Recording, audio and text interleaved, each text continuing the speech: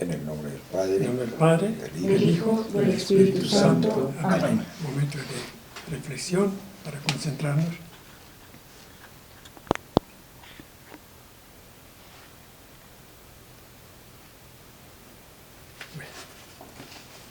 Ven, Espíritu Creador, visita las almas de tus fieles y llena de la divina gracia los corazones que tú mismo creaste. Tú eres nuestro Consolador, don de Dios Altísimo, fuente viva, fuego, caridad y espiritual unción. Tú derramas sobre nosotros los 7 dones. Tú el dedo de la mano de Dios. Tú el prometido del Padre. Tú que pones en nuestros labios los tesoros de tu palabra. Enciende con tu luz nuestros sentidos. Infunde tu amor en nuestros corazones. Y con tu perpetuo auxilio fortalece nuestra débil carne. Aleja De nosotros el enemigo. danos pronto la paz. Sé tú mismo nuestro guía, y puestos bajo tu dirección, evitaremos todo lo nocivo. Por ti conozcamos al Padre, y también al Hijo, y que en el Espíritu de entrambos creamos en todo tiempo. Gloria de la multiplicación de los panes, que fue prodigiosa, 5.000 personas, digamos que el número no es tan importante, el número 1000 indicaba una cantidad muy grande, 5.000 mucho más grande, ¿no? Entre hombres, mujeres y niños. Dice, sabiendo Jesús que intentaba venir a tomarle por la fuerza para hacerle rey, huyó de nuevo al monte él solo. Entonces, nos preguntamos, bueno, cuando entremos a mirar el episodio que inicia con el versículo 14, ¿por qué Jesús se alejó solo y dejó a los 12 embarcarse siendo de noche? El mar estaba muy agitado, el mar de Galilea, el lago de Tiberíades. ¿Por qué lo dejó embarcarse en estas condiciones y él solo huyó al monte? La razón es muy probablemente esta. Él no permitió que ellos lo cogieran por la fuerza, dice el texto, ¿no? Para hacerle rey.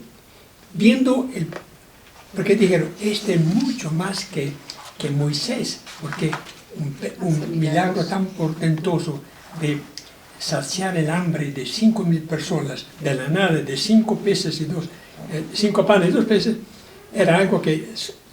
Por lo tanto, ellos habrán dicho, es el momento para que nosotros nos armemos contra el imperio romano y lo declaremos rey, descendiente de David. Entonces él huye al monte solo. San Marcos dice, el Evangelio de Marcos dice que fue para orar, obviamente no fue de paseo. Era muy tarde, después de un día muy difícil, porque el texto dice que él mismo entregó a cada uno los panes. No fueron los apóstoles, él mismo. Bueno, entonces fue un día muy agitado para él, aparte de la predicación y luego la multiplicación del pan. Por lo tanto, quiso evitar que lo proclamaran rey, sabiendo que no era su intención. Él no buscaba su gloria, sino la gloria del Padre. Entonces, huye al monte él solo, dice. Los apóstoles, los 12, se embarcan. La pregunta, ¿por qué ellos? Jesús dijo, usted váyase hacia Cafarnaúm, para evitar de que la gente aprovechara a los 12 si se demoraban demasiado, ya la noche estaba muy encima, para que ellos les convencieran de que ellos propiciaran la proclamación de Jesús como rey. Entonces los deja ir solos, sabiendo que el trayecto entre el punto donde estaba, donde hubo la multiplicación del pan, que estaba al otro lado de la zona pagana, no era en Galilea, sino en el lado opuesto. De repente lo hubieran convencido a que ellos propiciaran la proclamación de la ley. Por tanto, ustedes viajan, ustedes se van a Cafarnaúm y yo mientras tanto huyo al monte. Entonces, con esto evitó un evento que no era para él deseable, ¿no? Muy bien, entonces empezamos a leer el versículo 14 y 15, si quiere, Carolina. vamos leyendo despacio para que podamos bien articular. Entonces las gentes, al ver el signo que había hecho, decían: este es verdaderamente el profeta que ha de venir al mundo. Entonces Jesús, sabiendo que iban a venir a apoderarse de él para hacerlo rey, se retiró más allá en la montaña. Muy bien. Palabra de Dios. Alabado Señor. Siente, este es el profeta. Jesús era mucho más que un profeta.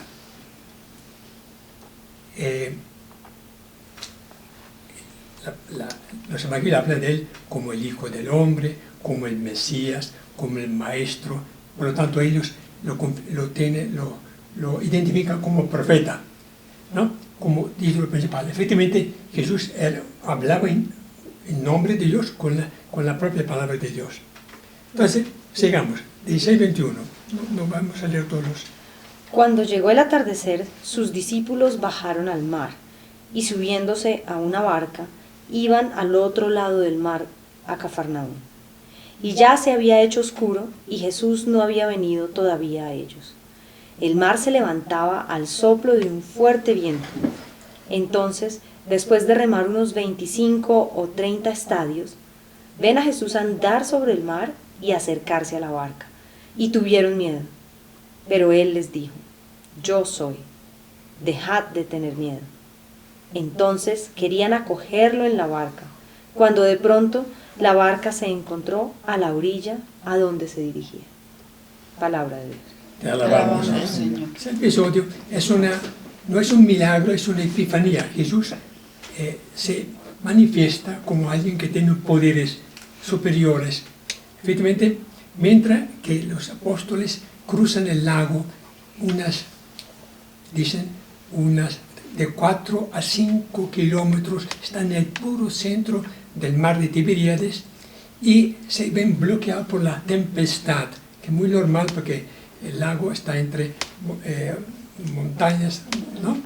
Y entonces, obviamente tienen miedo cuando ven aparecer una figura que camina sobre las aguas.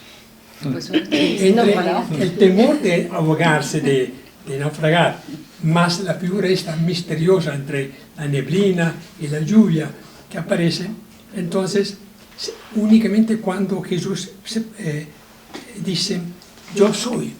Entonces, Juan pone en los labios de Jesús la palabra con la cual Yahvé se manifiesta a Moisés, yo soy.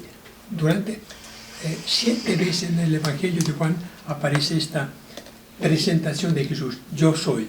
Algunas veces sin predicado, yo soy. Otras veces, yo soy el pan que da la vida, yo soy la luz del mundo, yo soy la resurrección de la vida, etcétera, etcétera. Hay varias veces en que se presenta. Esta es la primera vez, yo soy, dejad de tener miedo.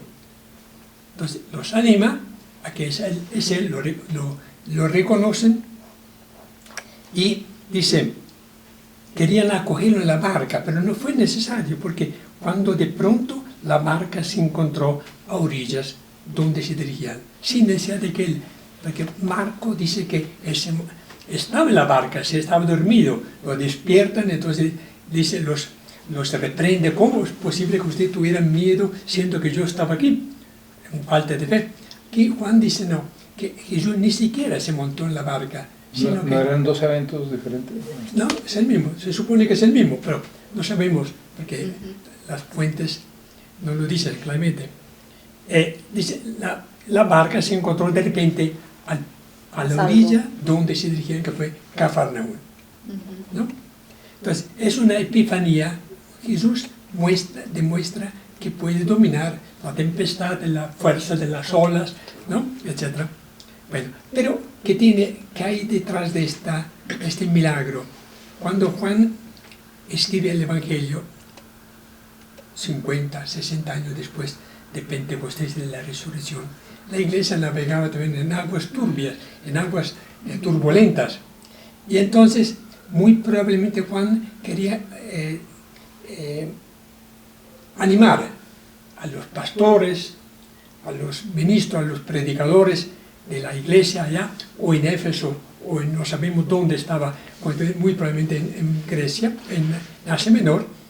Entonces, para demostrar que independientemente de las condiciones en que se encuentra la iglesia, y hoy día lo vemos claramente como la iglesia está atravesando momentos muy difíciles en muchas partes del mundo, en India, donde hay una intolerancia muy fuerte parte del gobierno de los hindúes, en Sri Lanka, donde mataron un montón de gente destruyendo la iglesia, en Pakistán leía en estos días que cientos de mujeres son obligadas a la fuerza a apostatar de su fe cristiana para volverse musulmanas.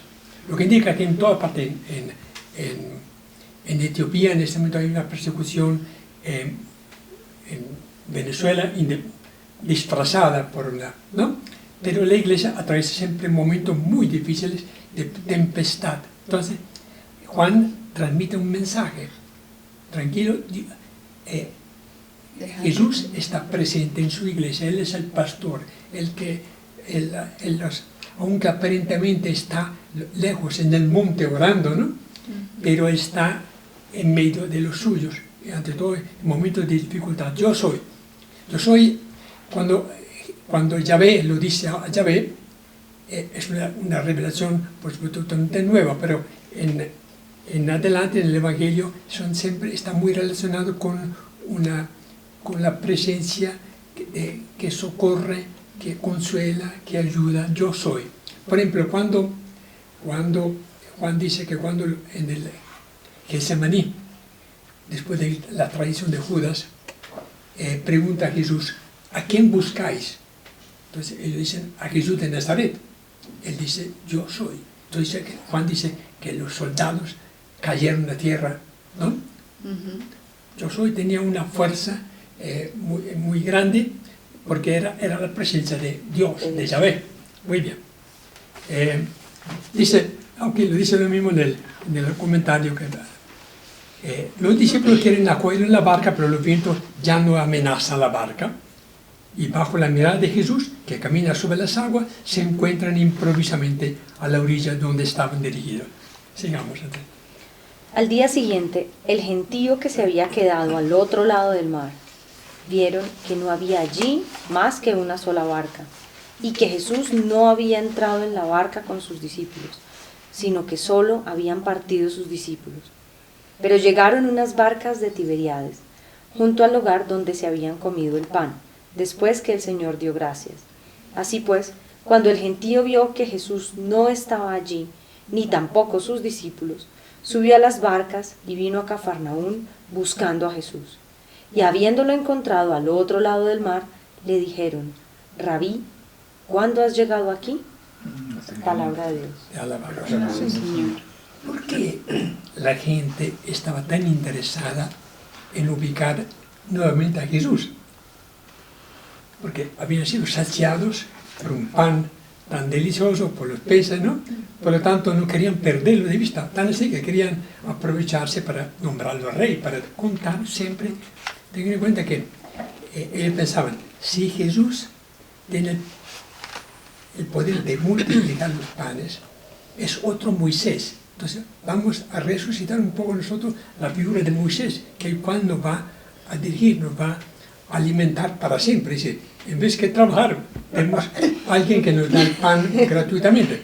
Entonces, no era que buscaban a Jesús porque creían en Él, sino porque les convenía.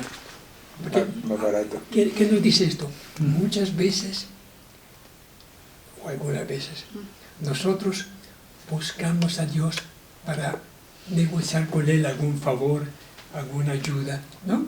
No es tanto a la fe que nos une, que nos lleva que nos conduce a Jesús, sino que estamos pendientes de algo que pedimos a Jesús, ¿no? Pues es un episodio que nos da a entender que no era tan ¿cómo diría? De corazón, ¿no? Sí, de corazón, sino el interés los lleva a buscar. Tan así que cuando se dan cuenta que Jesús, que la barca que estaba a la orilla del lago, todavía estaba allí. Ellos habían ido. Entonces, ¿dónde está? Y se enteran el día siguiente por por otro pescador que Jesús estaba en Cafarnaúm. Dijo, ¿cómo es posible si no lo vimos embarcarse? Si los apóstoles fueron solos. ¿De dónde? ¿Cómo llegó? ¿Cómo llegó? Rabí, ¿cuándo has llegado aquí?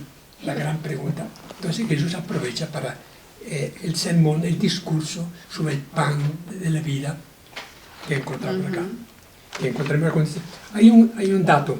Después que el Señor dio gracias, la palabra en griego es Eucaristía. ¿Dar gracias es Eucaristía? Sí.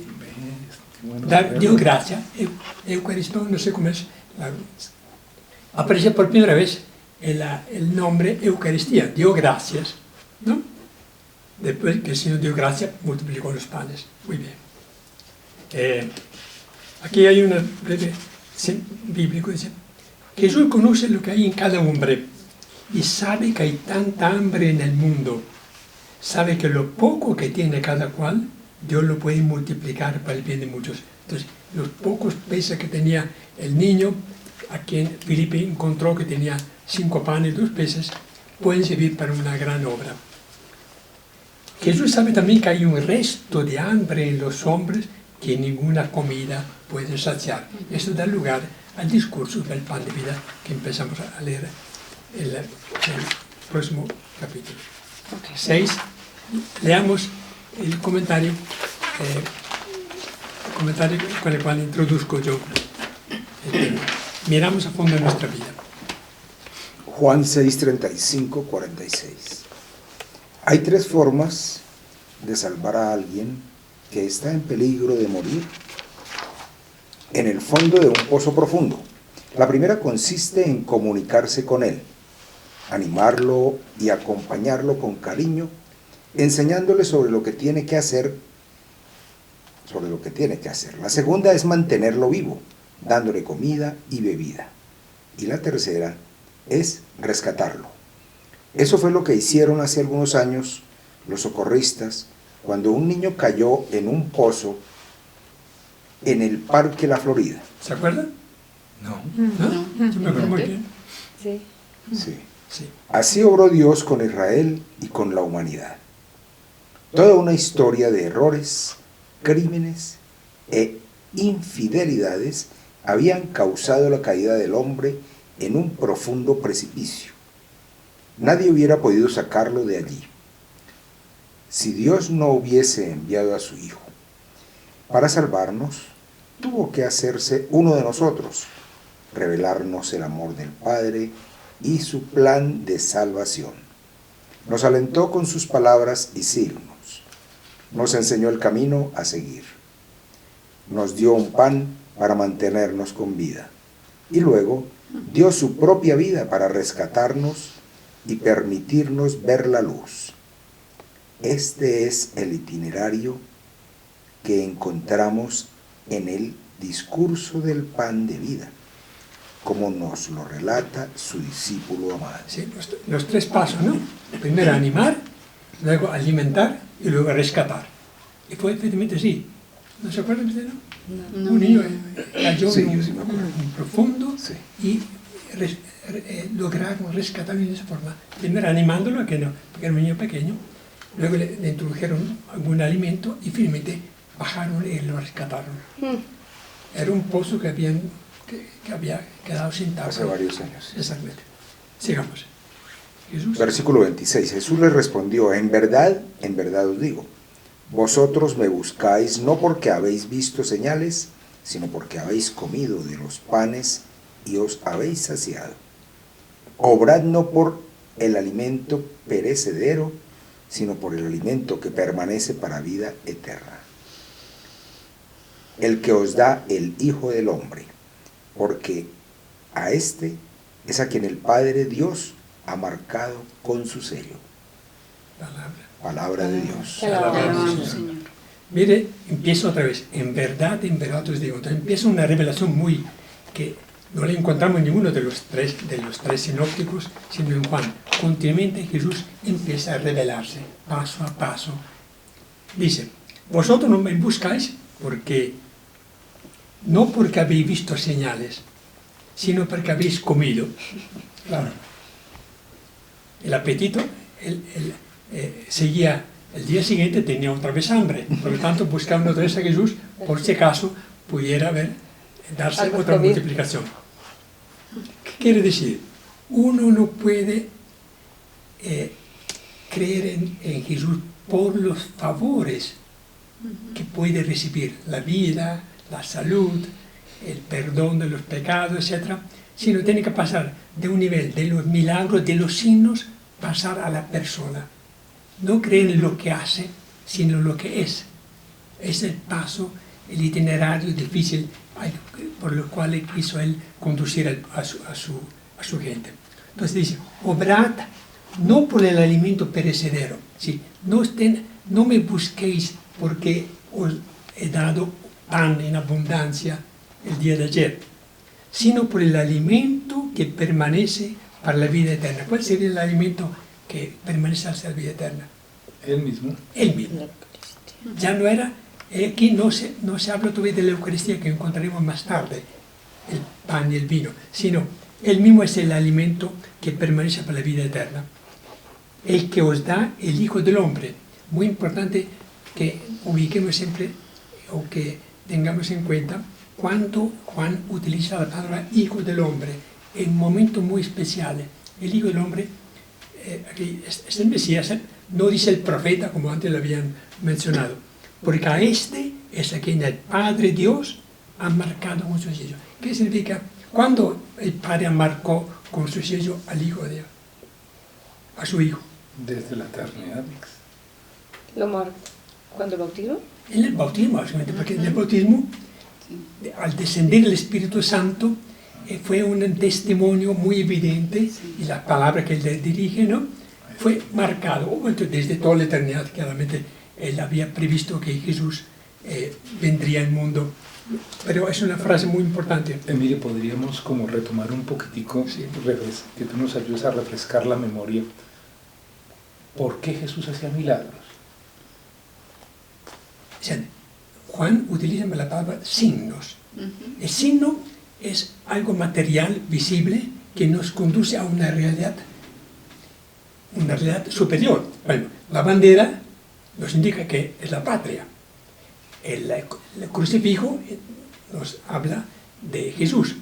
Entonces, él quería a través de los milagros llevar poco a poco a la gente a reconocerlo como el profeta que Moisés había anunciado, como el enviado del Padre. Es la forma más poderosa, impactante, ¿no?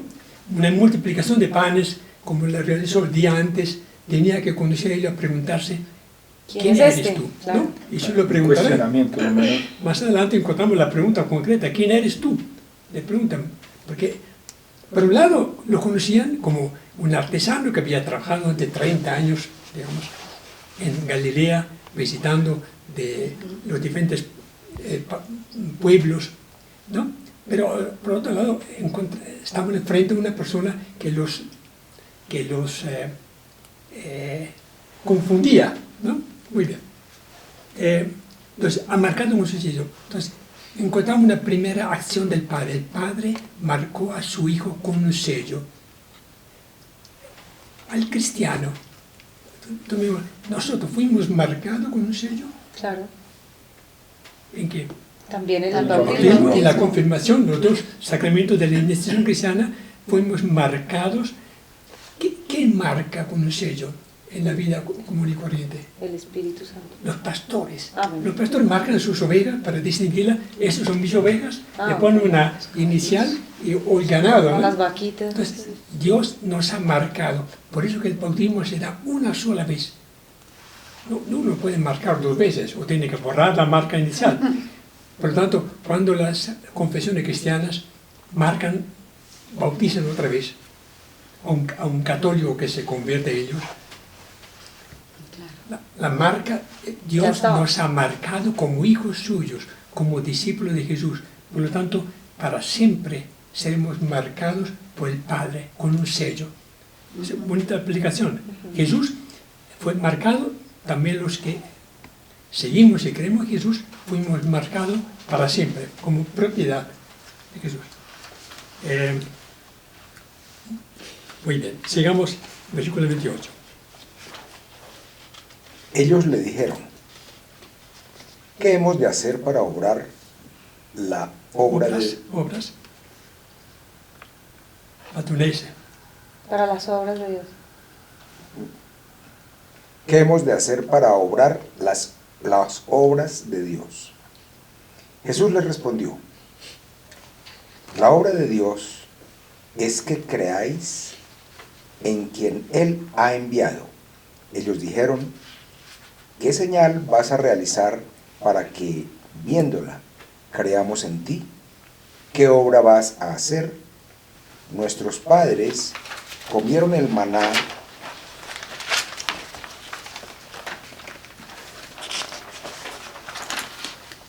en el desierto, según está escrito. Pan del cielo les dio a comer. Jesús les respondió: en verdad os digo, Moisés no os dio el pan del cielo, es mi Padre el que os da el verdadero pan del cielo. Porque el pan de Dios es el que baja del cielo y da la vida al mundo. Le dijeron: Señor, danos siempre de ese pan. Palabra de Dios. Te alabamos, Señor. Muy bien, continúa el diálogo. Entonces, ellos preguntan si Dios ha marcado a Jesús como profeta y como Mesías.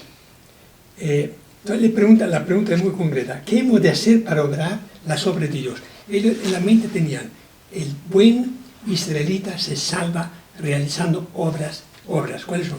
Los observantes del sábado, los ayunos, la oración, la limosna, etc. Eran las obras principales que ellos realizaban.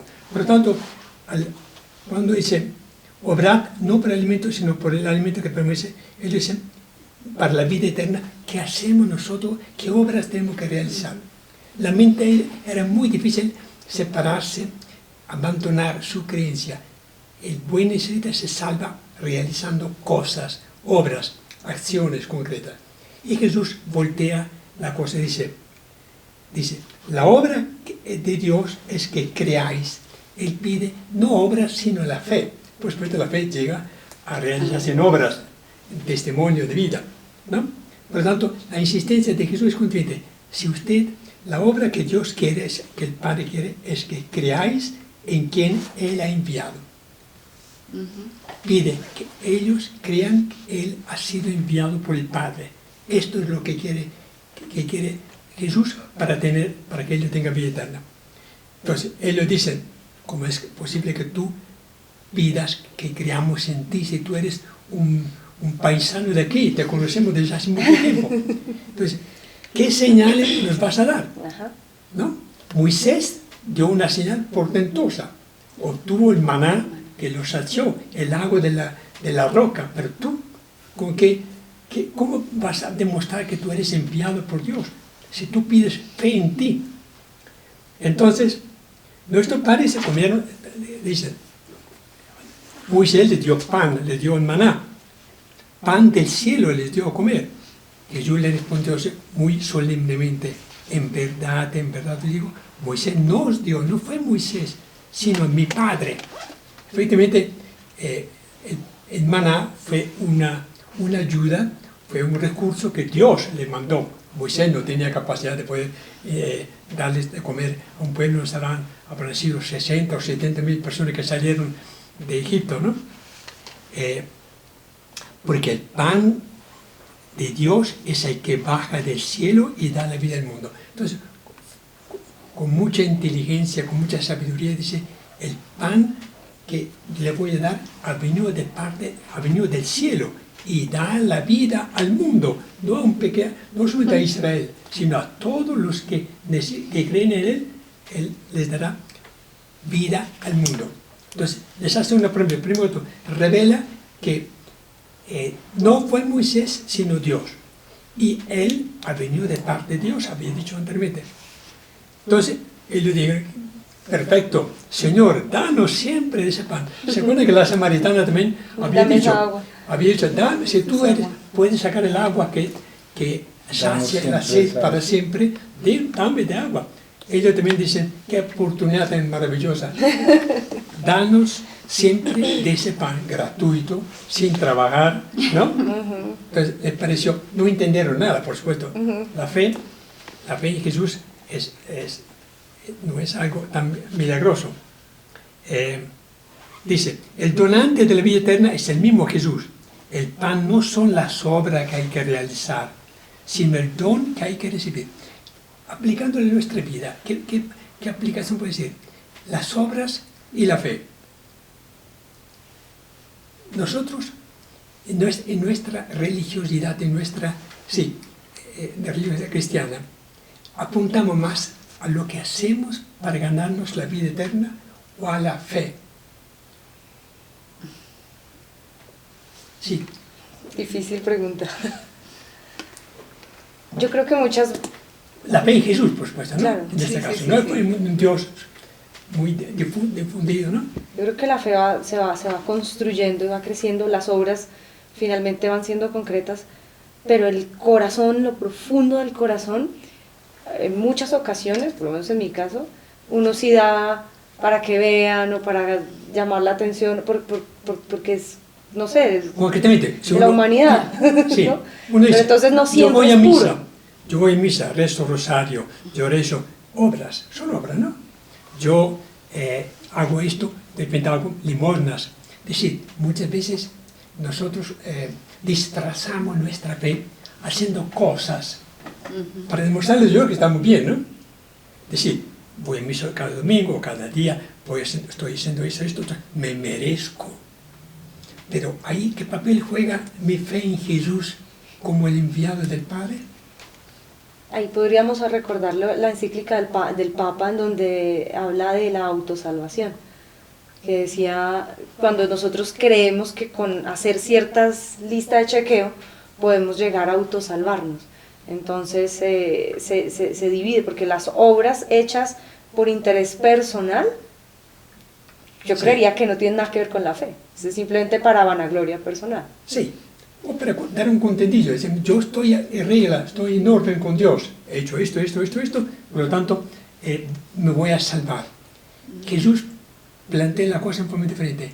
Solo la fe en Jesús que ha venido del Padre me puede salvar. Y la fe, por supuesto, me conducirá a ser caritativo, compasivo, generoso, etcétera, etcétera, ¿no? Pero no al revés, Sí. y no por interés personal. No por el interés, exacto. Hay que ser como congruente, ser coherente. Yo creo que la palabra es esa. Coherente. Ser uno coherente en que la fe tiene sus frutos, pero no querer uno hacer obras para tener merecer. negocio. Ajá. Un negocio. Exactamente. Bueno, Pensemos en una amistad o en un matrimonio. Si el esposo quiere demostrarle a su esposa que es un buen esposo, le trae flores, le lleva flores, lo invita a comer, etc. Pero de repente no la quiere, simplemente le hace entender que le quiere con obras, obras. con gestos, por supuesto, que son cariñosos, ¿no? Pero no es todavía quererla a ella, sino con ciertos gestos tratar de ganársela, ¿no? Es bueno, pero el no es fundamental sincero, dices. querer a la persona. Porque yo puedo engañarla con muchos gestos que aparentemente demuestran que yo soy muy cariñoso, etc. No mismo en una amistad, ¿no? ¿No es verdad? Sí, sí. Sí, entre una fe en una persona y las obras que realizamos para demostrarle, puede haber una diferencia muy grande. Sí. Bueno, de todas maneras. Dice, los judíos entonces piden pruebas, garantía para aceptar a Jesús como enviado de Yahvé. Por supuesto. Por lo tanto, le piden pruebas que lo acrediten como Mesías de Dios. Continuamente, aún en los sinópticos encontramos continuamente que Jesús, los judíos piden pruebas espectaculares hasta el último momento. Mire que los apóstoles, el día de la ascensión de Jesús, a última hora, los apóstoles dicen, ¿cuándo será que tú restableces el reino de Israel? Ellos esperaban que Jesús a una última hora los liberaría del dominio romano, del imperio romano, y demostraría con poder y fuerza como rey soberano, siendo que lo habían visto resucitado, restablecería el reino de David. Y vivieron 3 años con él. Y vivieron Día y 3 años. noche y no entendí. No habían entendido. Si los apóstoles Tenemos le estaban esperanza. pidiendo que demostrara, imagínense a la gente. La gente decía, demuéstranos que tú eres realmente Si le decían que se enviado de bajara de Dios, la el cruz. profeta de Moisés. Ahí la fe se nota que es difícil creer, por lo tanto aceptamos que nosotros mismos hubiéramos de repente pensado lo mismo, pero No, yo creo que en todas las cosas que uno hace en el día a día tiene que estar cuestionándose uno qué tanto estoy negociando o qué tanto sí, es mi fe. sí, Porque pues ahí yo creo que sí nos falta. sí. Entonces, Cuando contesta la fe Jesús. nos sobra- Me falta, por lo No, menos. no, yo también me incluyo. Entonces Jesús le da la prueba. Sigamos. Jesús les contestó: yo soy el pan de vida. El que cree en mí no pasará hambre. El que cree en mí no tendrá sed jamás. Pero ya os he dicho, me habéis visto y no creéis. Los que me han confiado el Padre, los que han confiado en mí, el Padre vendrá a mí. No. Pues, No, los que Me ha me ha confiado el Padre vendrán a mí. vendrán Vendrán a mí. Sí. Y al que venga a mí, no le echaré fuera, porque he bajado del cielo, no para hacer mi voluntad, sino la voluntad del que me ha enviado. Y esta es la voluntad del que me ha enviado, que no pierda nada de lo que Él me ha dado, sino que lo resucite en el último día. Palabra de Dios. Te alabamos. Bueno, un paso más. Entonces Jesús le da la prueba de que sí es el enviado de Dios. Dice, yo soy el pan de vida. Sí, Él no da pan para que ellos se sacien su hambre y su apetito, sino Él mismo es el pan de vida. Es una gran revelación. Yo soy, otra vez repite, yo soy el pan de vida. Para que tiene que predicar. Entonces, lo que permite a ellos salvarse, entrar en el reino de Dios, es la fe en que Él es el que sacia el hambre definitivamente, sin multiplicar los panes todos los días. Él es el pan. El que cree en mí, entonces aquí viene, la fe es fundamental. El que cree en mí no pasará hambre, el que cree en mí no tendrá sed jamás. Él es entonces el alimento, es la bebida que permite de que ellos no estén pendientes. Lo que indica no es el pan material lo que va a proporcionarles la solución de sus problemas, sino es la fe en que Él es enviado del Padre. Una novedad absoluta para ellos. Imagínate. Me parece valiosa la pregunta de Jorge cuando decía, ¿para qué? O, ¿para qué Jesús hizo milagros? Todo está amarrado, lo acabamos de leer, y realmente ¿a dónde va? Y todo está amarrado, es lindísimo. Cuando Jesús dice, yo soy el camino, la verdad y la vida. Y cuando se da cuenta la gente que los milagros son lo que Emilio con tanta claridad nos explicó, los signos. Es lindísimo poder sentir eso en nuestra tarea que tenemos que hacer, que es muy grande. Dice, pero ya os lo he dicho, me habéis visto y no creéis. Me habéis visto, sí, yo soy el pan. ¿Han visto la obra que yo realicé, la multiplicación? No creéis. Entonces dice, los que me ha confiado el Padre vendrán a mí. Aquí viene una nueva revelación, que para creer hace falta haber sido atraídos, impulsados por el Padre. Por eso es muy difícil pensar que el Padre está muy unido a la obra de Cristo. El Padre atrae a Cristo a los que Él quiere. aparentemente, pero sabemos que si es padre tiene que atraer a todos. todos, De un- de formas muy diferentes. ¿Cómo atrae un budista? ¿Cómo atrae a un ateo? ¿Cómo atrae a una persona, un agnóstico? ¿Cómo atrae a un católico mediocre, etcétera? Es un misterio. Dios tiene miles de formas para atraer al hombre. Más tarde veremos que la forma como el Padre atrae a Jesús, a la fe en Jesús, es a través de la Sagrada Escritura.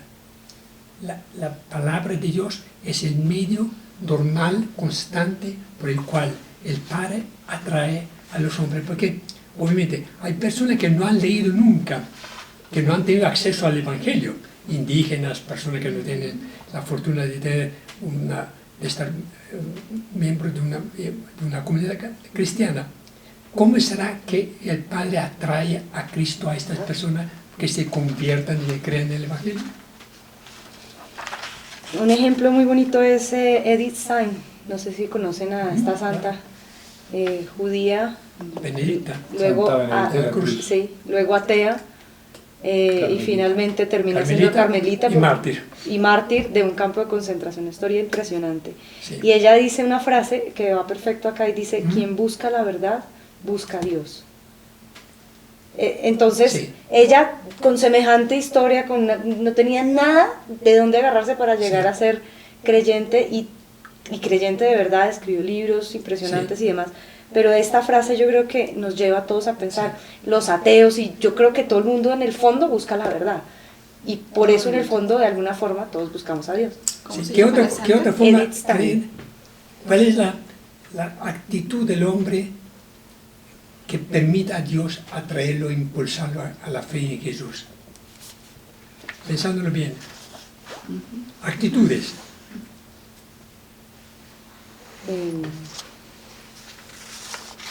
Tú ya dijiste una, buscar. Así es, buscar. La persona inquieta que busca a Dios, que busca la salvación, está en mejores condiciones para creer que la persona que está cerrado, soberbio, seguro de sí mismo, que no quiere absolutamente saber nada de nadie. Esa persona tiene una barrera muy grande para creer. En cambio, la persona inquieta, la persona disponible, la persona abierta, que no sea, la persona humilde, la persona que busca a través de la Sagrada Escritura o a través de personas que le dan consuelo, fuerza o orientación, está en mejores condiciones para que el Padre atraiga, porque Dios Padre no obliga a nadie. Por la fuerza, no es que el Padre atrae con la fuerza de la persona para que crea en Jesús. Él lo hace a través de muchas formas, pero siempre y cuando una persona está disponible, ¿no? Y entonces, ¿qué hacemos nosotros? Una pregunta que se me ocurre, para que la gente con la cual tratamos se abra un poco más, rompa ese cerrazón, ¿no? En la palabra del día, en el Evangelio, hoy veía, iban a sacrificar en Europa, no recuerdo exactamente el país, a un hombre, y había un niño llorando: por favor no maten a mi papá.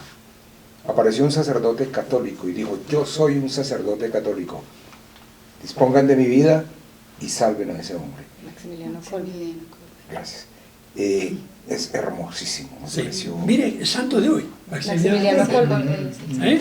Un ejemplo claro. Imagino que la persona que se salvó gracias a que él lo reemplazó en la cárcel y murió por él, Ya. se convertiría seguramente, no sabemos, pero muy probablemente habrá dicho: ¿por qué este hombre ofreció su vida cuando yo era entre los 10 que tenían que morir? Entonces, pienso que nuestra labor como testimonio cristiano es de abrir espacios para que la gente vaya creyendo con el testimonio de vida, con la oración, con el diálogo, con muchas formas. Y en la iglesia debe estar eso. La iglesia no puede obligar a nadie, como hacen a veces las confesiones, obligar a traer a la gente a la iglesia, sino que tiene que crear condiciones para que la iglesia sea creíble, que el testimonio sea un medio, un camino para llegar a la fe. Entonces, dice: los que me ha confiado el Padre vendrán a mí. Entonces, ya tenemos un nuevo conocimiento. El Padre es que toma la iniciativa, no Jesús. Aquí descubrimos algo que no sabíamos. Sí, el Padre, porque es Padre, Papá del cielo, es el que se preocupa para que sus hijos crean en Jesús, que fue enviado para él, para salvarlos, para rescatarlos. Encontramos unas dimensiones, y lo encontraremos en el documento que les voy a traer la próxima vez, que el Padre está en todo. El Padre es el que mueve todo el ajedrez. Jesús es la ficha más importante, por supuesto, ¿no? Pero es el Padre que atrae, impulsa, el Padre que sella a su Hijo, el Padre que le dicta las cosas que tiene que hacer su Hijo. Es bellísimo, ¿no? Descubrimos una faceta de Dios que es el Padre. Es el Padre que actúa a través de su Hijo. Entonces, es el papel del Padre, ¿no? Atraer a los hijos de Él, son criaturas de Él, somos criaturas de Él a la fe. Pero dice, porque he bajado del cielo no para hacer mi voluntad, sino la voluntad del que me envió. Lo confirma Jesús. Y esta es la voluntad que me ha enviado, del que me ha enviado, que no pierda nada. Miren lo que dice. De lo que me ha dado, sino que lo resucite en el último día. Primero que todo, el Padre quiere que Jesús no pierda ninguna persona de las que Él ha traído a Él. No sabemos quiénes. Todos. Atrae a todos, suponemos, ¿no? Sí. Sí. Pero el Sí, a cada uno a su manera, sí. riesgo es que una persona piensa que está de sobra o que no tiene una vocación a la fe. Pero el Padre sí quiere que todos sean salvos. Pero hay una promesa todavía mejor, que lo resucite en el último día. Que sea salvo para siempre, no por un ratico.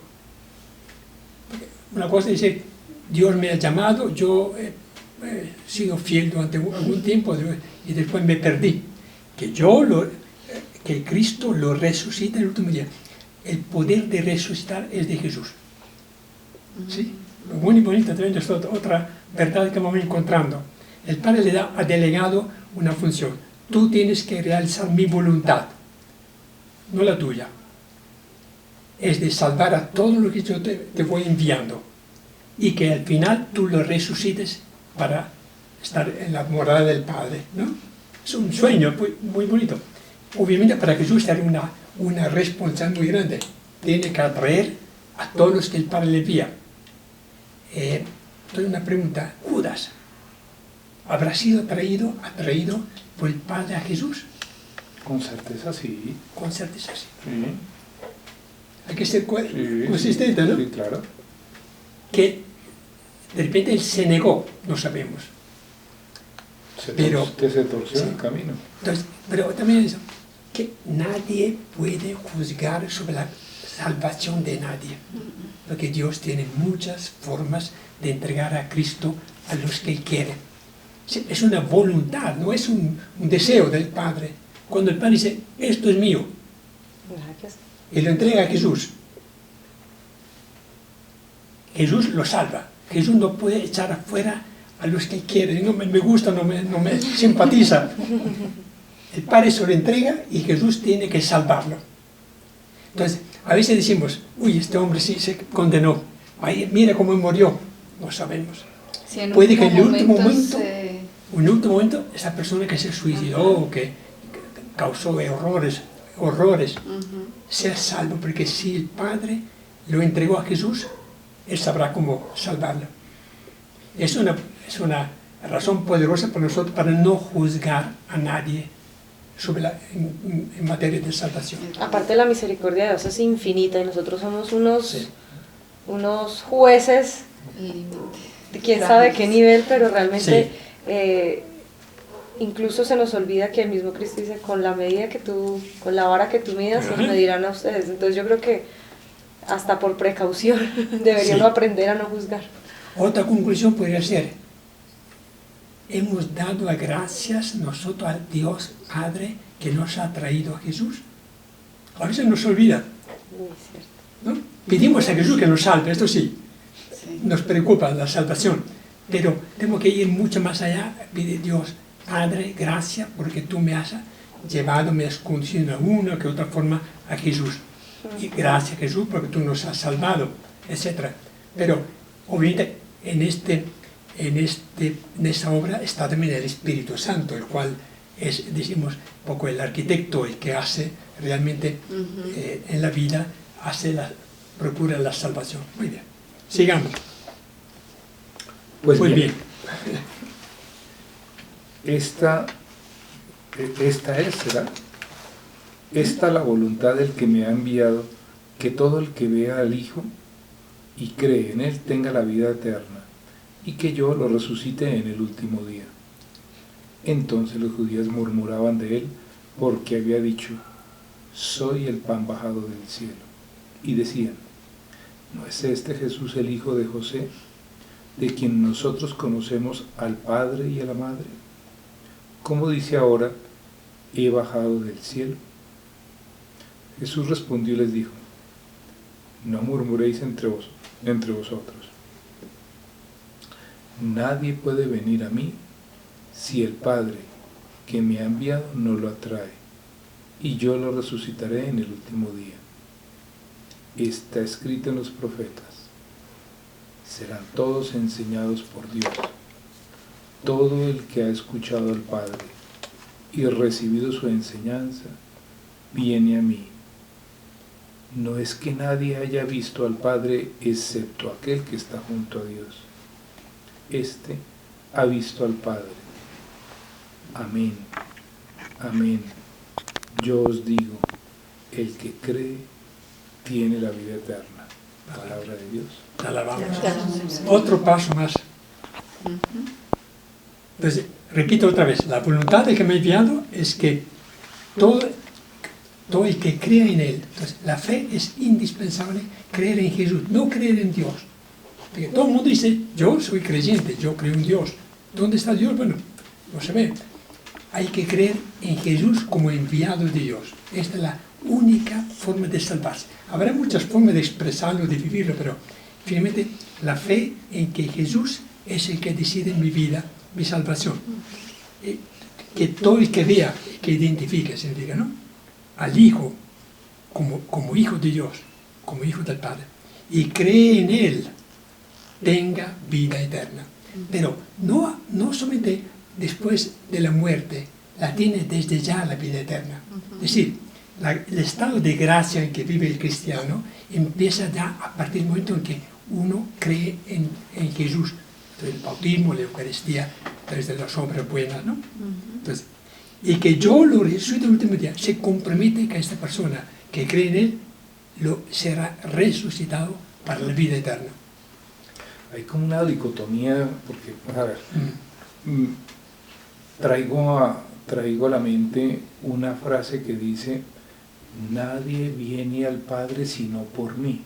Yo soy el camino, la verdad y la vida. Sí. Entonces uno dice, o lee, es a través de Jesús que vamos al Padre. Aquí se lee, o lo estoy leyendo de otra manera. El Padre que nos lleva a Jesús. Yo estoy escuchando al Padre, recibo la enseñanza del Padre. Jesús es que recibe del Padre.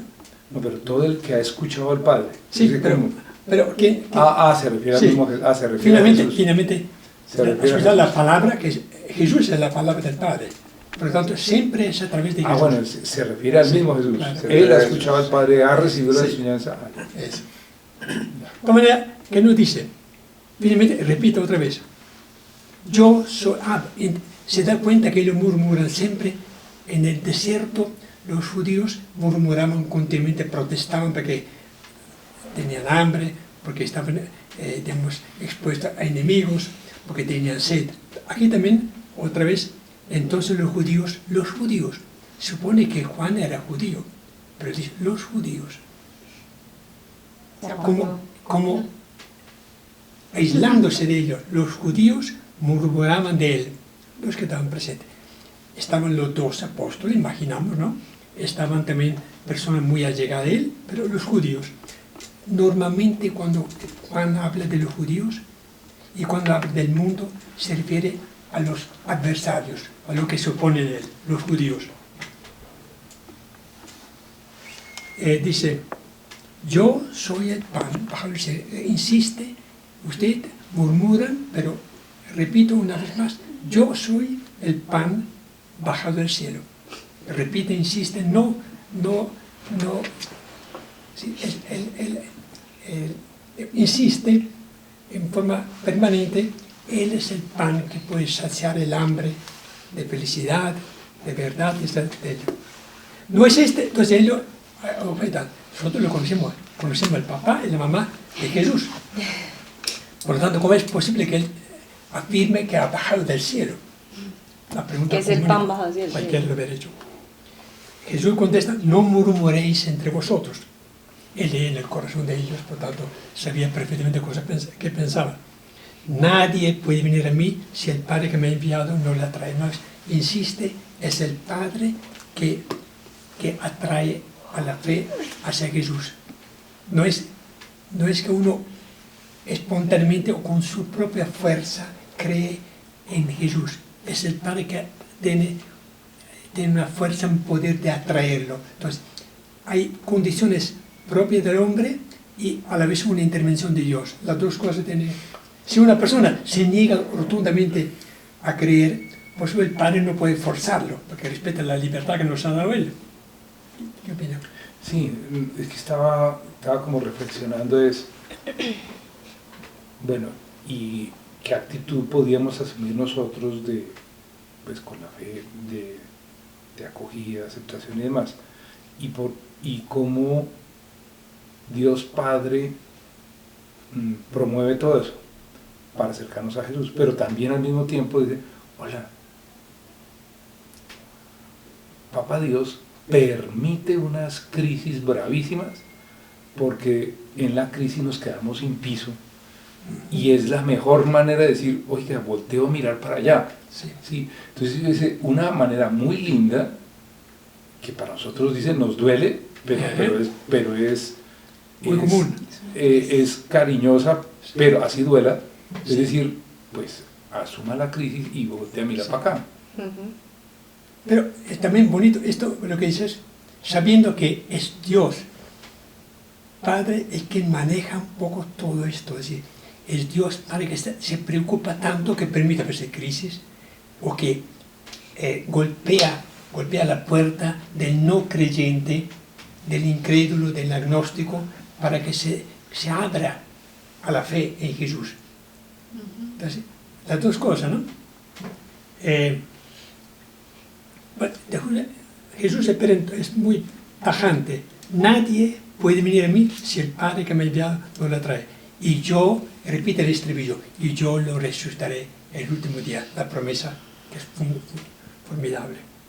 Y aquí cita única, pocas veces Jesús cita la Sagrada Escritura. En este caso dice los profetas.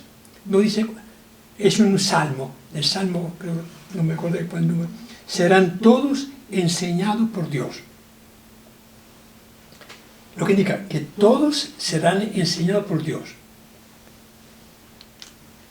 Dios a cada uno habla en una u otra forma. Todos.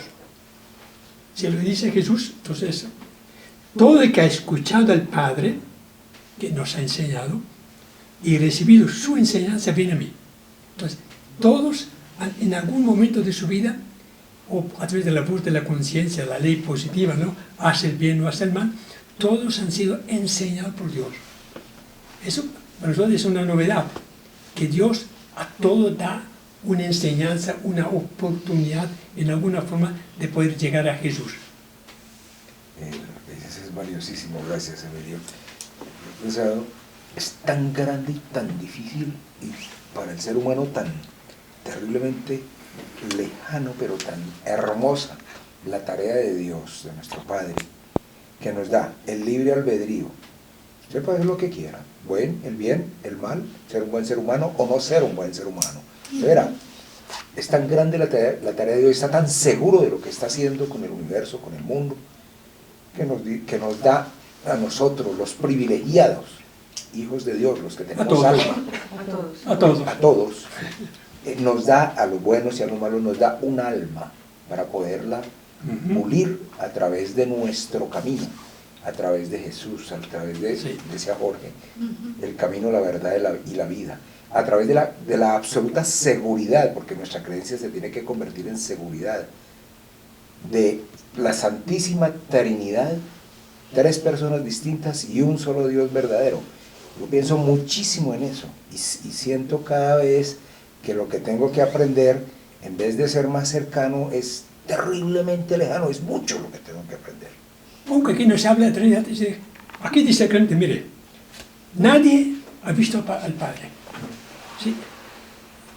Él enseña a todos, pero nadie lo ha visto, excepto aquel que está junto a Dios. Por tanto, la única forma de poder conocer las enseñanzas del Padre, que viene a través del Espíritu Santo, que la Trinidad está metida, es creer en Jesús.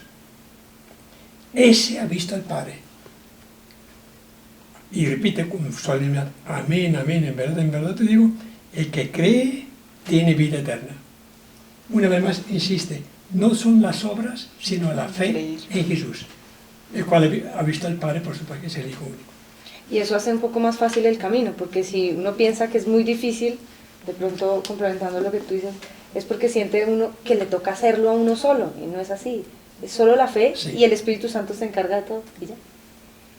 Es más fácil de lo que creemos, lo que pasa es que la mente... Es una dicotomía, porque, digamos, uno hace lo poquito, que para uno es mucho, y él hace todo. Él hace todo, sí. pero uno cree que tiene que tener el control, es muy difícil creer que no hay que tener control, entonces romper eso puede costarte tanto esfuerzo que termina uno enredado, es más sencillo de lo que uno cree. La fe en Jesús es muy difícil de escribirla, porque es fácil decir, yo creo en Jesús, pero de ahí viene todo el resto, ¿no? Muy bien. Y en la prueba es cuando uno realmente... Dice acá abajo, Sí, la fe, venir a Jesús, es un don libre de Dios. Por lo tanto, el don de Dios no se gana con nada, es gratuito. El Padre quiere que ninguno de los que Él ha donado a Cristo se pierda. Ninguno. Por lo tanto, la misión de Jesús es cumplir esa misión, no perder a ninguno. Ni siquiera la muerte puede atentar contra la relación entre Cristo y los cristianos. Muy bien. Bueno, podemos seguir. Vamos adelante. Juan 6, 48 y 71. Miramos a fondo nuestra vida. Miramos a fondo nuestra vida. En todas las épocas de la historia, el hombre ha estado en la búsqueda de cómo vivir con la divinidad, sea cual fuese el nombre de esta.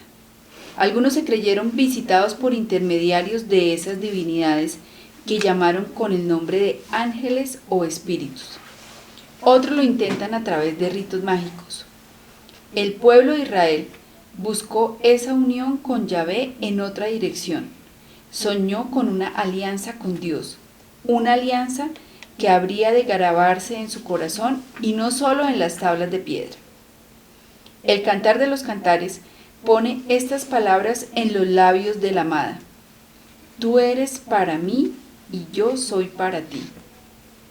Jesús vino a cumplir ese profundo anhelo del hombre. Prometió una relación entre el creyente y él mismo similar a la que él tiene con su Padre. Pero sus contemporáneos no le creyeron y se escandalizaron. El mensaje de Jesús era un mensaje demasiado duro y pretencioso y demasiado bonito para ser creído y aceptado.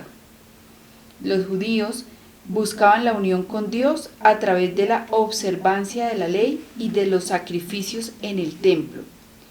No creyeron que Jesús pudiera ser el Hijo del Hombre bajado del cielo, el pan vivo que hay que comer para vivir eternamente unido a Dios. Sí, dice, por un lado, dice, demasiado duro y pretencioso, por otro lado, demasiado bonito, ¿no? ¿Cómo es posible que Jesús, dándonos al comer su pan, que es él mismo, su persona, nos permita estar íntimamente relacionados con el Padre, permanecer en Dios como Él permanece en el Padre? Uno dice, no, eso no es posible, ¿no? Pero así es la fe a la cual nos va llevando el evangelista Juan. Muy bien. Pues además que no había nunca un Dios en ese momento tan cercano. Siempre era el que estaba allá arriba, claro. O el que castigaba, o no era un Dios tan cercano como el que estaba proponiendo Jesús. Sí. Muy bien, sigamos. 48, 51. Yo soy el pan de la vida. Vuestros padres comieron el maná en el desierto y murieron. Así es el pan que baja del cielo para que lo coman y no mueran. Yo soy el pan vivo bajado del cielo. Si uno come de este pan, vivirá para siempre. Y el pan que yo les voy a dar es mi carne, por la vida del mundo. Palabra de Dios. Te alabamos, Señor. Mire, en la primera parte, Jesús dice que Él es el pan que da la vida. Y la respuesta es la fe. La respuesta de la gente, yo quiero, si usted cree, yo soy el pan que da la vida. Ahora, en la segunda parte, Jesús va mucho más allá en tal forma que escandaliza, porque pretende que coman su cuerpo y beban su sangre en relación con la Eucaristía. Eso fue mucho más exigente de lo que aparentemente, porque hasta creer en Jesús como pan pudiera ser muy atractivo pensando en el pan material en los peces, pero cuando Él pretende que coman su carne y beban su sangre, eso se le fue de la mano. Tan así que los propios discípulos empiezan a abandonarlo. Entonces dice, yo soy el pan de la vida. Él era tan grande y tan novedoso que cuando Escandalizaba. Cuando decía que yo destruyo el templo y en 3 días vuelvo y lo hago, eso la gente enloqueció. Claro. Entonces, yo soy el pan de la vida, el pan que da la vida, una vida eterna. Pues. Vuestros padres comieron del maná, pero murieron. Sabemos que ninguno de los que salieron de Egipto a causa de la incredulidad pudo entrar en la tierra prometida. Solamente Josué y otro, el nombre mío. Así es el pan que baja del cielo, para que los que lo coman no mueran. Entonces, a diferencia de Israel, que murió en el desierto todos, solamente los hijos de ellos entraron en la tierra prometida, yo garantizo que el que coma este pan, que es el mismo, no muera para siempre. Le asegura la vida eterna. Algo novedoso, maravilloso para nosotros, ¿no? Pensar que la fe nos abre la puerta del reino del cielo. Hoy, pensando en la fiesta de mañana, la fiesta de la Asunción, leía en un texto, decía que Eva, a causa del pecado, los primeros hombres, Eva, nos cerró la puerta del paraíso. María entró, otra mujer, entró, abrió la puerta otra vez para que todos los que creyeran en Cristo pudieran entrar por la puerta, ¿no? Todos figuran la madre de la humanidad y María. Muy bien, si uno come, insiste, si uno come de este pan ahora, va mucho más adelante, vivirá para siempre. Como había dicho que yo soy el pan, el que coma, para ello... No, pues es que ¿quién entiende eso? Increíble, ¿no? El pan que yo les voy a dar es mi carne para la vida del mundo. Entonces, pretende que coman a Él, el pan que es Él. Por supuesto, él tenía que utilizar ese lenguaje para recordar siempre el maná, ¿no? El que come el maná puede sobrevivir, etc. Bueno, y no morirá. Aquí dice, el pan del cielo suprime para siempre la muerte de los que comen de él. Así lo dice el versículo 24. El que escucha mi palabra ha pasado de la muerte a la vida. Jesús modifica la afirmación precedente y proclama, yo soy el pan vivo que ha bajado del cielo. Esa afirmación introduce una revelación nueva. El pan que yo le daré es mi carne para la vida del mundo. Aquí ya no es el Padre, como en el versículo 35 que da el pan, sino el mismo Jesús es el donante, el que coma ya el mismo se autodefine como el pan y quiere que lo coman. León Dufour explica que por la palabra carne, que come mi carne, sarx en griego, no se debe entender la sustancia del organismo humano, no es que comieran a él, sino la persona de Jesús en su condición mortal. Por eso habla de carne. No hay que comer el hijo del hombre. Tenía una visión mucho más integral del ser humano. Y la palabra se hizo carne, por esto digo, la palabra se hizo carne para la vida del mundo. En ese sentido, hablaba de la carne, no de la carne mano de los física. pies. Ok. Esta perícopa significa que su muerte, la muerte de Jesús, es el don voluntario del Hijo. Es un llamado a adherirse a la persona del Hijo, Salvador del mundo. Obviamente, esto va conduciendo al tema de la Eucaristía, el comer el cuerpo y la sangre de Cristo. Pero aquí no lo dice todavía. Tengan en cuenta que Juan no habla de la institución de la Eucaristía como los demás sinópticos. En lugar del relato de la Eucaristía, él coloca este discurso, este largo discurso, en un momento muy anterior. En cambio, habla del lavatorio de los pies como el episodio central de la última cena, porque supone que 60 años después la Eucaristía era un hecho de cada día. Los cristianos celebramos la cena o la Eucaristía o la fracción del pan, por lo tanto no insiste tanto en la institución, sino lo coloca después de la multiplicación de los panes Para enganchar todo. para enganchar el tema del pan, del maná, con el pan De el pan de la vida. Muy bien, sigamos. Entonces los judíos disputaban entre sí diciendo, ¿cómo éste puede darnos a comer su carne? Palabra de Dios. Alabado Señor.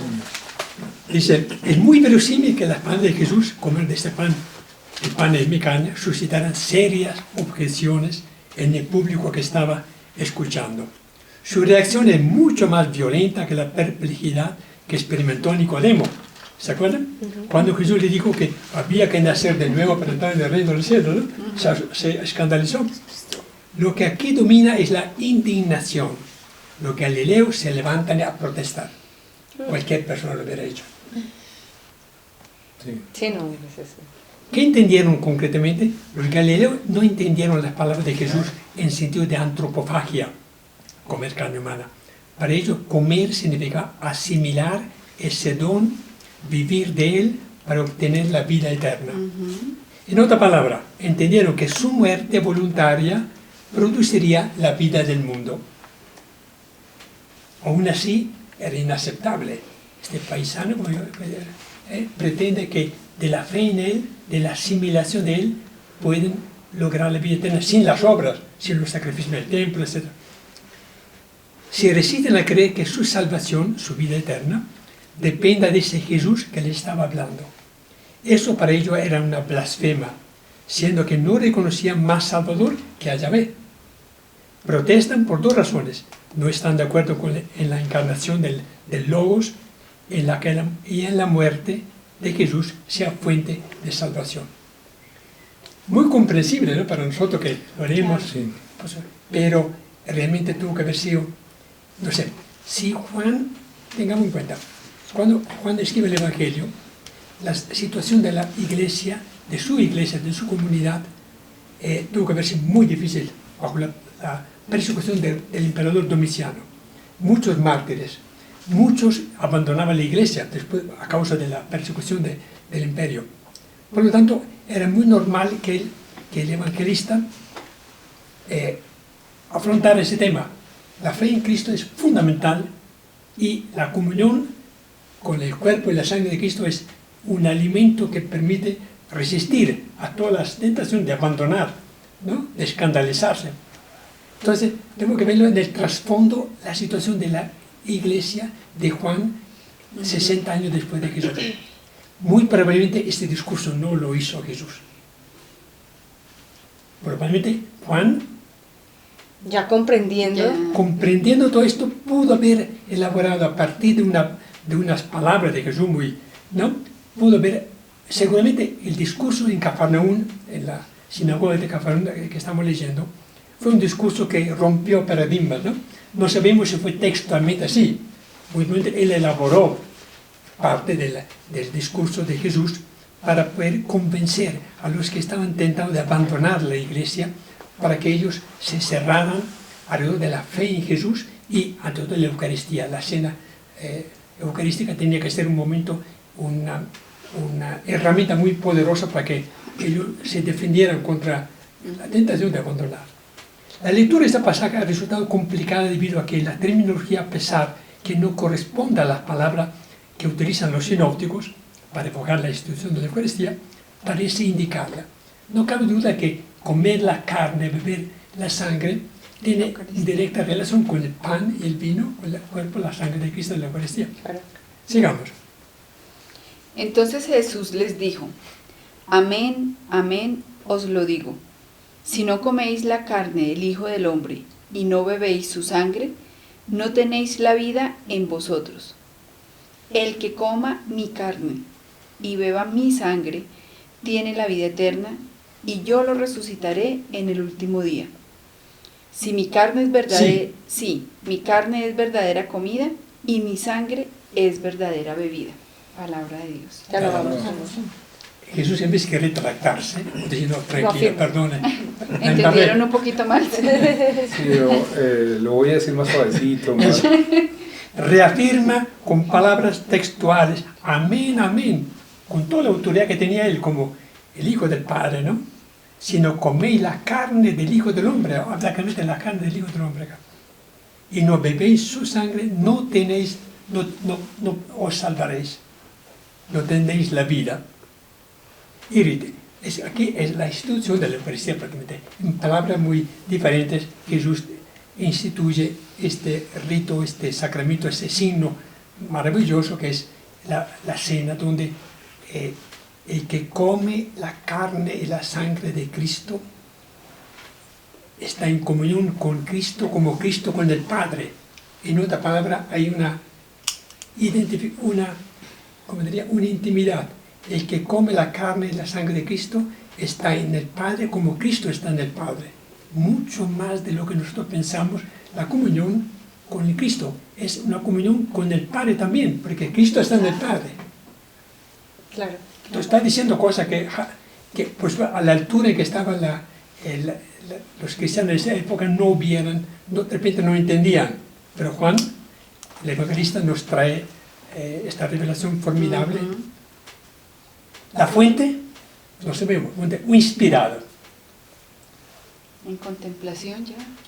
Bueno, Podemos decir, Sí. Emilio, 60 años después, Jesús le dejó a Juan la tarea y él dice, ¿no les quedó claro? Volvamos a empezar. Y le escribió todo. además que Pentecostés fue un hecho que abrió los ojos, entendieron mucho más de las propias palabras físicas de Jesús. Sobre todo tuvieron que reinterpretar, aplicar, para que la gente entendiera lo que ellos habían escuchado personalmente. Entonces yo creo que con el Espíritu Santo ya Juan Sí, pudo redactar claro. más fácil el Ajá. Evangelio, ¿sí no? Por eso que vivió mucho tiempo más que Pedro, que Pablo y los demás apóstoles que murieron muy pronto, porque tenía una tarea mucho más amplia e importante para la Iglesia en la época muy difícil de las persecuciones de Domiciano, de Diocleciano, en la época en que vivía ellos. Dice acá, aquí encontramos la respuesta a las objeciones de los galileos. Jesús, utilizando el simbolismo sapiencial del alimento, la sabiduría del alimento, afirma que la palabra divina es fuente de salvación cuando es comida, es decir, plenamente acogida por el hombre, masticada, asimilada. ¿Qué hay detrás de esto? No basta leer una palabra, hay que asimilarla y masticarla mucho. La meditación, la lectura, permite que la palabra llegue a ser carne propia, ¿no? Sí. De acuerdo. Por tanto, también aquí en los términos comer y beber hay que relacionarlo con el don de la vida. Después dice, analizando el texto encontramos que la carne y la sangre son verdadera comida, verdadera bebida. Es decir, cumplen perfectamente la función de saciar el hambre y calmar la sed. Jesús le dijo en Juan 6:35, el que cree en mí no tendrá jamás hambre, el que cree en mí no tendrá jamás sed. Comer y beber tiene sentido metafórico de creer, que tuvo anteriormente en el discurso anterior, que tendrá luego en el versículo 58. Por lo tanto, lo que provocó la protesta de los galileos no fue el pan en cuanto bajado del cielo, sino el pan que se ha convertido en Jesús para el creyente a través de su muerte. Porque carne y sangre aludían finalmente a la forma como Jesús murió. Por lo tanto, de la muerte de Jesús nació la vida. Porque, sí, lo decíamos, porque separar carne y sangre indica claramente el sacrificio de Jesús. Por lo tanto, en la Eucaristía nosotros sabemos que es un sacramento, un signo de la presencia de Jesús, pero a la vez Jesús ofrece a sí mismo nuevamente al Padre su propia vida, ¿no? La misa, por lo tanto, es una cena y es un sacrificio a la vez. Por eso, al final de la consagración se dice sacramento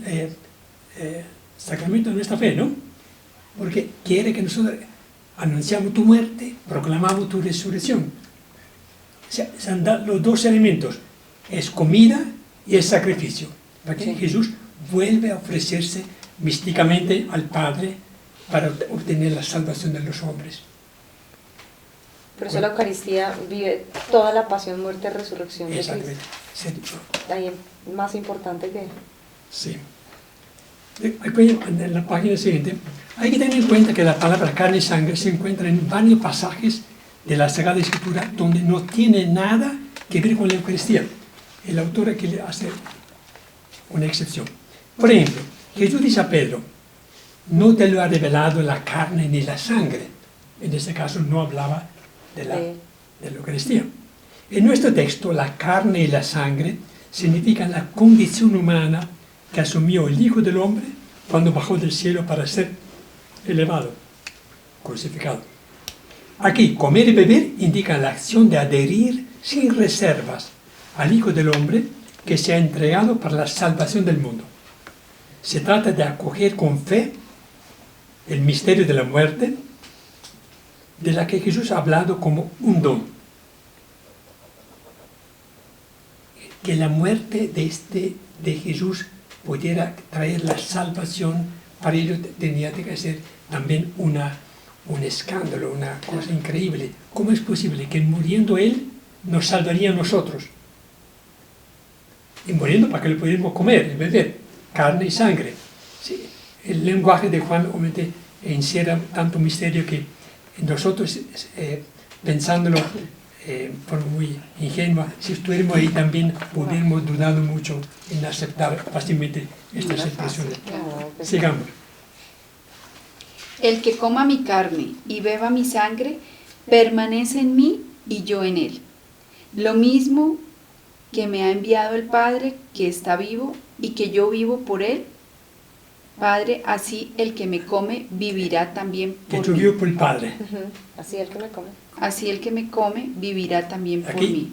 Todavía más profundo. Dice, ¿cómo yo vivo unido al Padre? El que me come vive también en el Padre. Ahí podemos aclarar un poco nuestra realidad de vida en el cuerpo glorioso de Cristo. Exactamente. Somos Porque miembros yo en él, del cuerpo de Cristo, por lo tanto, vivimos en el Padre.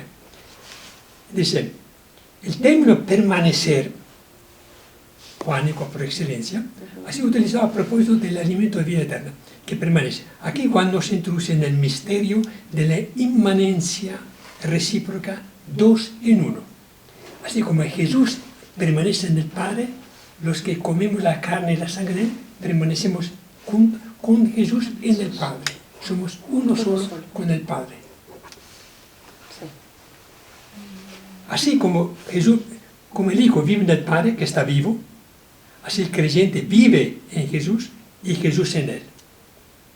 Entonces, por eso que en la consagración se utiliza la palabra, esta es la sangre de la nueva alianza.